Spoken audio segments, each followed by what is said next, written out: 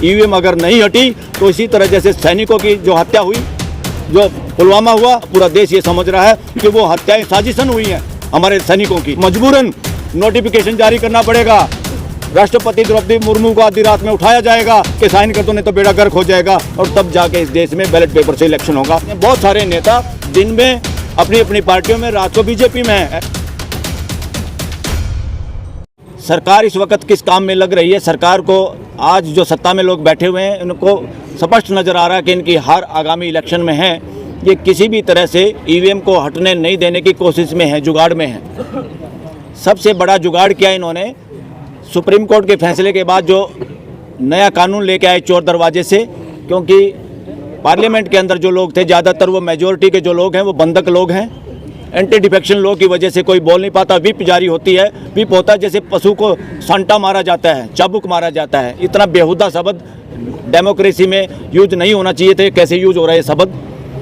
तो उस कानून को पास किया गया। हमारी जो कॉन्स्टिट्यूएंट असेंबली है, देश का संविधान जिन हमारे फोरफादर्स जिन लोगों ने बनाया है, उसमें स्पष्ट तौर पे इस मुद्दे पे बात हुई और डॉक्टर अंबेडकर ने उसमें स्पष्ट सभी सदस्यों को किया था कि देश में इलेक्शन पूरे फ्री एंड फेयर होने चाहिए और इलेक्शन कमीशन को बनाने वाले जो लोग होंगे वो सरकारी नहीं होने चाहिए, यानी एग्जीक्यूटिव से नहीं होने चाहिए। एग्जीक्यूटिव का क्या मतलब है? पॉलिटिकल एग्जीक्यूटिव, जो चुने हुए नेता, जो चाहे प्रधानमंत्री हो चाहे मंत्री हो, कुछ भी हो, इन लोगों का कोई उसमें हाथ नहीं होना चाहिए। और इन्होंने बदमाशी करके 2 आदमी तो खुद ही हो गए, एक तीसरा अपोजिशन का हो गया। अपोजिशन वाले की तो कोई पूछ ही नहीं, ना उसको चिट्ठी मिलनी, फॉर्मेलिटी होनी है, और 2 आदमी अपनी मर्जी से फैसला कर लेंगे। इससे बड़ा देशद्रोह, देश के साथ धोखा कोई नहीं है। ये कानून बनाने वाले वो पार्लियामेंटेरियन भी, और इस वक्त की जो सत्ता है ये देशद्रोह का काम करिए। देशद्रोही सबसे बड़े ये लोग हैं। एक और बड़ा षड्यंत्र है इसके पीछे, जितनी भी वेलफेयर स्कीम है वो आर्थिक समानता के लिए नहीं हो रही है, ना आर्थिक न्याय के लिए हो रही है, और ना कोई पॉलिटिकल न्याय के लिए काम हो रहा है। अब देखिए, एक नोटबंदी हुई थी बिना रिजर्व बैंक की सलाह के, एक वो बड़ा फ्रॉड हुआ था देश के साथ अपनी मनमानी करने के लिए, उसका रिजल्ट कुछ नहीं निकला। बिना उसके एक्सपर्ट लोगों के पूछे, इस देश का बैंक, रिजर्व बैंक का जो कंट्रोल करता है सारा मुद्रा को, सारे नोटों को, उसकी भी पूछ नहीं हुई। ये क्लियर है इस देश के सामने, सुप्रीम कोर्ट में क्लियर हो चुकी बातें। जब प्रधानमंत्री इस तरह का फैसला ले सकता है इस देश में, इसका मतलब है डेमोक्रेसी नाम की कोई चीज़ नहीं है देश में। कोई आदमी डेमोक्रेसी के नाम पे, कुछ लोग शासन कर रहे हैं या निरंकुशता से कब्जा किए बैठे हैं देश में। इसी तरह से कहीं किसानों के आंदोलन को 13 महीने लोग मर गए, सैकड़ों लोग मरे, और उन सैकड़ों लोगों के मरने पे किसी एक को उपराष्ट्रपति का पद फ्री पॉकेट में मिल जाता है। और उन किसानों के नाम पे जब कानून बनाने की बात हो, कितनी बेइज्जती की उनकी। इतने तो बॉर्डर पे भी किले नहीं गाड़ी गई। इसी देश के अन्नदाताओं को, अन्न पैदा करने वाले किसान और मजदूरों को किस तरह से ऐसे रखा जैसे ये एलियन लोग हैं, दूसरे ग्रह के लोग आ गए हैं। इतनी बदसलूकी वो समाज नहीं भूल पाया, पूरा किसान समाज देश का। फिर क्या किया, उनको मरहम लगाने के लिए कि भाई 6,000 उनके खाते में भेज दो। वो 6,000 किस लिए भेज रहे हैं? उस 6,000 से कोई किसान वोट नहीं दे रहा, ना देगा फ्यूचर में भी। वो 6,000 आंखों में धूल झोंकने के लिए है। कहीं लाडली बहन स्कीम है, कहीं निःशुल्क राशन है। कोई निःशुल्क राशन वाला भी किसी के बाप का राशन नहीं है देश में। जितने लोग अगर भूख में राशन की जरूरत है तो इसका मतलब असमानता है, कहीं ना कहीं आर्थिक असमानता है, अपॉर्चुनिटी पे डाका है लोगों की। इसलिए नहीं, वरना सबको हाथ है, सब काम करना चाहते हैं और सब में योग्यता है, पूरे सिटीजन देश के योग्य हैं। ये ड्रामे क्यों हो रहे हैं पता आप लोगों को? ये ना आर्थिक न्याय के लिए है, ये सारा का सारा ड्रामा इसलिए है। ईवीएम रखो, ईवीएम में गड़बड़ करो, फिर क्या होगा?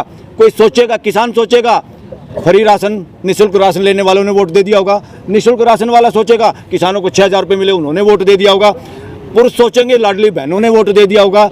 कुछ लोग सोच लेंगे, माहौल जो बनाया जा रहा है, यार ये तो राम मंदिर के प्रसाद खाने वालों ने वोट दे दिया, इसलिए हवा हो गई।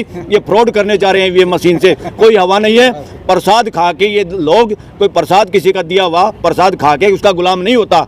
कोई 6,000 रुपये ये किसान भीख कभी मांगी नहीं किसानों ने, ये ज़बरदस्ती दे रहे हैं उनको, भाई 6,000 देंगे। ये सारा का सारा क्या है? चोर रेल के डब्बे में भी ठग लोग क्या करते हैं, प्रसाद में कुछ नशीली चीज़ खिला देते हैं, फिर सामान लूट के ले जाते हैं। ये सामान लूटने का सारा जुगाड़ ईवीएम मशीन है। ईवीएम अगर नहीं हटी तो इसी तरह जैसे सैनिकों की जो हत्या हुई, जो पुलवामा हुआ, जिसमें स्पष्ट अब कहा जा रहा है, जिसकी जांच तक नहीं हुई, देश के सैनिक मर जाते, जांच नहीं हुई और मिनिस्ट्री जहाज तक नहीं दे रही, उसका क्लियर कट एक तरह से आरोप नहीं। अब पूरा देश ये समझ रहा है कि वो हत्याएं साजिशन हुई हैं हमारे सैनिकों की। और फिर उस हवा में कि भाई पुलवामा के नाम पे वोट दे दो, वोट मिली नहीं पुलवामा के नाम पे। लोगों को बहम हो गया, लोगों ने सोचा वोट मिली होंगी, तब भी ईवीएम में गड़बड़ की बात है ये सारी की सारी। ये ईवीएम में गड़बड़ करके और ये सोचेंगे पर राम मंदिर की हवा, कोई हवा हुआ नहीं है, ढोंग की इस देश में कोई हवा नहीं। हम सब लोग कहीं ना कहीं किसी न किसी कर्मकांड में हिस्सा लेते हैं, आस्था रखते हैं, मगर आस्था हमें गुलाम नहीं बनाती, ना हम किसी की गुलामी करते, ना हमने करी। और किसी राम के कहने पे हम जिंदा लोगों के हालात देख के वोट करेंगे या किसी पुराने बुजुर्ग के नाम पे, कथा कहानियों के किसी बुजुर्ग के नाम पे, उसके नाम पे वोट करेंगे? कौन इतना मूर्ख है? कोई नहीं है। ये सारा का सारा ढोंग हो रहा है ईवीएम के जरिए गड़बड़ करने के लिए, ताकि लोग नपुंसक हो जाएं, बोल ना पाएं। और नेता तो ज़्यादातर नपुंसक हैं।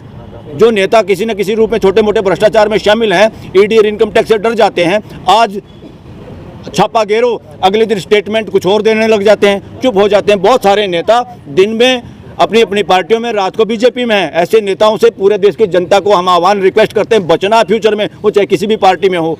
और ईवीएम के मुद्दे पे सारा देश एक है और संयुक्त मोर्चा में और भी बढ़ोतरी करनी पड़ेगी। देश के वो सारे संगठन जो किसी न किसी रूप से पीड़ित हैं, जो संघर्षरत हैं और जिनको कुचलने की कोशिश आज की सरकार कर रही है, उन सब लोगों से संपर्क हमें खुद करना होगा। क्योंकि अगर हम लोग इसमें इनिशिएटिव ले रहे हैं तो हमारी ड्यूटी है सबसे संपर्क करें, सब साथ आने के लिए तैयार हैं, चाहे वो किसान मोर्चे हों, चाहे कोई मजदूर मोर्चा हो, चाहे कोई सरकारी कर्मचारियों का मोर्चा हो, सारे के सारे लोग साथ आने के लिए तैयार हैं। इस मुद्दे को जब सारे इकट्ठे होकर लेंगे तो छोटी छोटी चिड़िया भी जैसे जाल लेके शिकारी का उड़ गई, कहानी हम पढ़ते रहे हैं, इसी तरह से होगा। और ये मजबूरन नोटिफिकेशन जारी करना पड़ेगा, राष्ट्रपति द्रौपदी मुर्मू को आधी रात में उठाया जाएगा कि साइन कर दो, नहीं तो बेड़ा गर्क हो जाएगा, और तब जाके इस देश में बैलेट पेपर से इलेक्शन होगा। धन्यवाद।